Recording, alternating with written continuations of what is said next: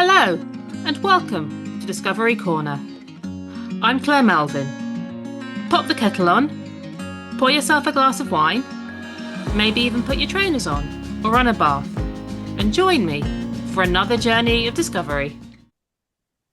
It's November, and I'm sure thoughts are turning to Christmas. You only need to turn the TV on or step outside your front door, and it's everywhere. We're reminded of the Andy Williams song, "It's the most wonderful time of the year." And yet, for some people, it isn't. This month, on Discovery Corner, I'm going to talk about estrangement. Psychology Today in 2024 suggests that data shows that as many as 1 in 4 people are estranged from at least one family member. Estrangement can mean different things to different people, and for me, it means I have no contact with any member of my family, my parents and my brother, and I've had no contact since 2016.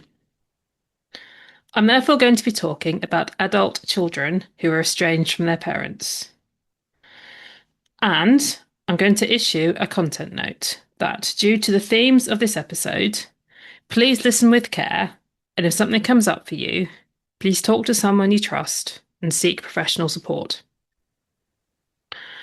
In this episode of Discovery Corner, I'll share my estrangement story, look at the emotional challenges the holidays can bring, and the rituals I use that have helped me create a Christmas that feels joyful, authentic, and mine. Whether you're newly estranged or years into your own journey, I hope this offers comfort, validation, and practical guidance. I had a good childhood. I was happy and I was safe. I have an education and I was well provided for, and for that, I'm extremely grateful. I don't remember my parents telling me that they loved me. Now, that's not to say that they didn't or that it wasn't said. It's just that we weren't an emotional or an expressive family. And as I became older, I definitely felt inadequate. I was never quite enough. I was smart, but not smart enough.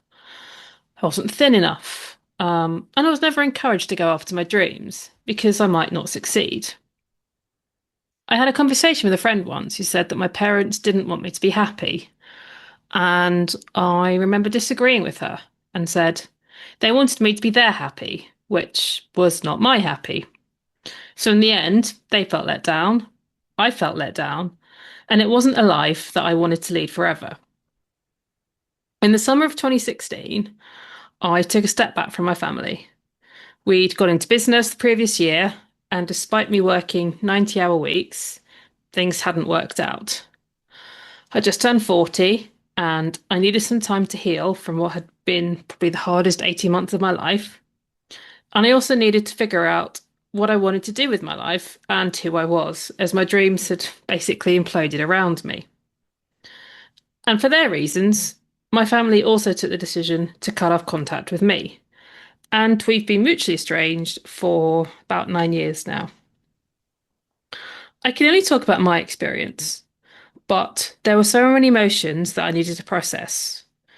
There was the hurt that they didn't want me anymore, the relief that I could be the person that I wanted to be, even though I didn't really know who that was, the the grief at the end of the relationship, and maybe not so much over what it was, but what it would never be. I was also in chronic pain, having been in a life-changing car crash over Christmas 2014, and I'd moved to a new area, away from my friends and from everyone I know. So it's not really surprising that I just needed some time to process and to heal. It's 9 years on now, and I can hand on heart say I'm in a really good place. And, the last 9 years have not been easy, but I have come through them. And the first thing that I want to say is if this is something that is new for you and it's raw, you won't feel great overnight. It takes time, takes compassion with yourself. And some days you'll feel on top of the world, and some days you won't want to leave your house. And both are normal. and give yourself some space to acknowledge everything that you're going through and everything that you're feeling, and know that you will get through it. And it's okay to just take one day at a time. It's also important to know that you don't have to justify your decision or your feelings to anyone. Thankfully, I have really supportive friends, but every now and then I do hear, "Oh, you only have one mum," or "Your mum loves you." And sometimes someone who has lost their parent will say, "I'd give anything to talk to my mum again, and you have your chance, and you're wasting it." And the thing is, you're not. They're viewing your life through their lens, where their family is, and it might be a bit annoying, but they're there for them, and they have boundaries, and they are acknowledged, and they're respected. And also, there are societal norms. You are brought up generally to love and respect your parents. But this isn't every experience. If I'm supposed to love unconditionally, should I not receive that back? And what about people who have chosen to estrange due to abuse, be it financial, physical, verbal? Choosing to estrange can be both the hardest and the easiest decision you'll ever make. The relief that at least somebody respects you and that you never have to be in a toxic situation again. But the guilt that you're willingly cutting contact with your family and loved ones. And I had terrible trust issues for a long time. If my parents and family didn't want me and they weren't there for me unconditionally, why would anyone else be? And I think that's something which I still, even to this day, do struggle with a little bit. And retraining your brain and your thoughts and your beliefs, it takes time. Reframing stories, changing patterns, it all takes time. There's no handbook. It's still taboo. Um, at least it's not necessarily openly talked about. And you have to be strong and believe in yourself. When all you want to do is hide, have a good cry, and actually just be loved by the people who are supposed to. Some of this may sound familiar, and it is hard. To walk away, to choose you, it's hard. I remember hearing once, you can be right or you can be free. And I choose being free. I choose me every single time. It's hard work, but it's worth it to live a life which is authentic and where I can be unapologetically me. And there are triggers, moments that can sneak up on you: birthdays, family occasions, celebrations, events, Mother's Day, Christmas, even someone unexpected. You could be out shopping and bump into a friend of your parents or somebody that asks you about them or asks, "Why haven't you seen them for a while? I hear that they miss you." And then you find yourself right back at the start. So again, I say it takes time and to have some self-compassion. Now, Christmas is a time of joy. We get the Hallmark movies of perfect, happily families. And incidentally, I actually love Christmas. I also love the Christmas Hallmark movies.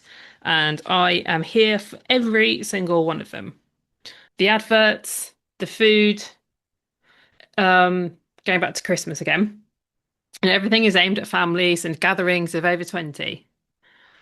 And, as it is Christmas, and you may not be feeling like the perfect, happy family person, and that's not the life that you've chosen for yourself. So what should you do? And the honest answer? Whatever you want. And this is where I say Christmas, it's just one day. And we spend months in the build up.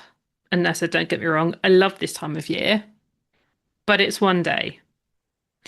And if you want to spend the day in your pajamas, watching Married at First Sight, eating beans on toast, go for it. If you want to spend the day, you get dressed up, you eat a 7-course meal, again, do that. If you want to go out for a walk, you wrap up warm, you get some fresh air. This is your day, and this is your chance to create your own traditions.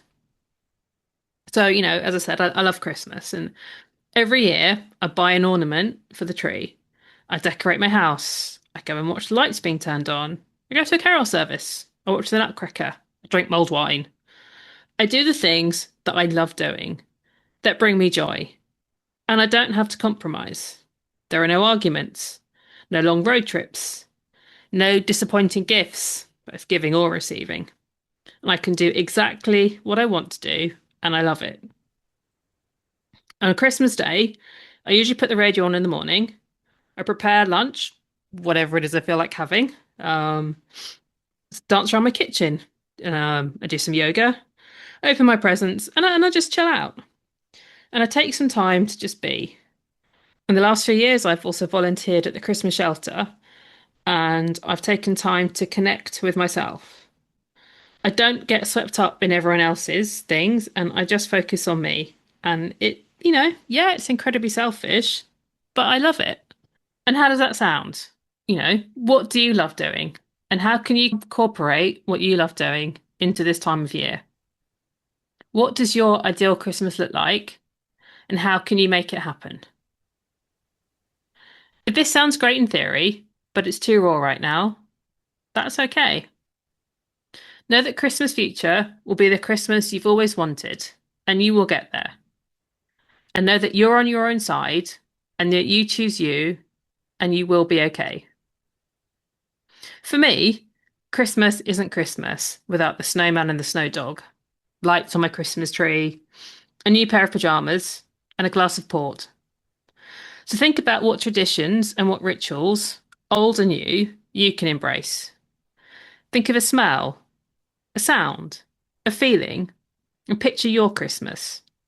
Comfy and cozy, or maybe bells and whistles, surrounded by your friends and loved ones, who you don't share blood with, but who absolutely have your back, for who you're their lobster.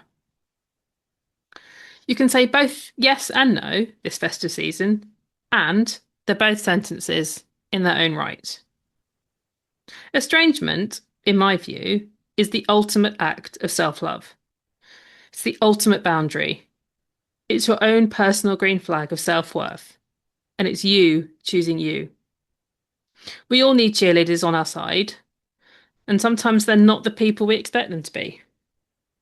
So choose your cheerleaders, choose you, and choose to have the Christmas that you deserve and you desire.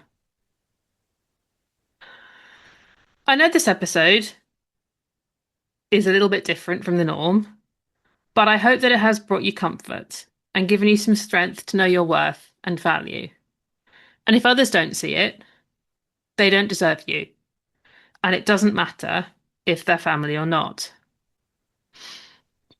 I've done a lot of research into this topic and a lot of reading around estrangement. And if you actually check out the show notes this month, you'll notice that they're quite sparse, and that's deliberate. A lot of things I've read have been around estrangement for the parents of children. And I have deliberately chosen to focus on the children, the adult children, but the children nevertheless. And a lot of things that I've read and I've seen seems to be a lot of content and questions around, well, what happens next? And, what about reconciliation and how can you get your child to come back to you? And I think I do want to address this here. And the answer with reconciliation for me is the same pretty much answer that I've given throughout this whole thing. It's do what is the right thing for you. Now, it may be that you do want to give your parents or your family members the opportunity to talk to you, but you don't have to. If it's something that other people are pushing, is it something that you want to do? And take your own time to think that through. If you've chosen to estrange due to abuse, then it's completely understandable that you don't want to reconcile, that you're quite happy to have those family members in your rearview mirror. And if you do choose to have a meeting, even before it leads to reconciliation, ask yourself, what do you want the outcome to be? And then a follow-up question is, what happens if you don't get that outcome? And then from then onwards, you decide what you think is the right thing for you. Because it actually doesn't matter whether anybody else or everybody else thinks you can reconcile. It matters what you want. And if you've chosen estrangement, and if you've chosen to remove yourself from a situation that you don't feel safe and you don't feel comfortable and you don't feel valued, then putting yourself back in that situation, it just doesn't make sense. So I think really do what you want to do what feels right for you. And, the best thing ultimately that you can do, that any of us can do, is to live a happy and healthy life. And if you do that, it doesn't matter what anybody else says or what anyone thinks. But that's my opinion anyway. So going back to Christmas, and to sort of start to wrap this up, put the tree up or don't. Deck the halls or don't. Pour a glass of wine or a glass of port, cup of tea, whatever you want, and make this Christmas all about you. It's a time for love, and I hope that you have a magical time. And if it feels too soon this year, get through any way that you can, and know that there will be other Christmases and other years where you can create and embrace new traditions. And as I said at the start, Christmas is just one day. And that's what you need to remember. So thank you for listening. If you found this hard, do please talk to somebody who you trust and know that you're not alone. And I'm sending you love. Until next time, goodbye. Thank you for spending your time with me today. Look after yourself, and I'll see you again soon. Stay curious and keep discovering.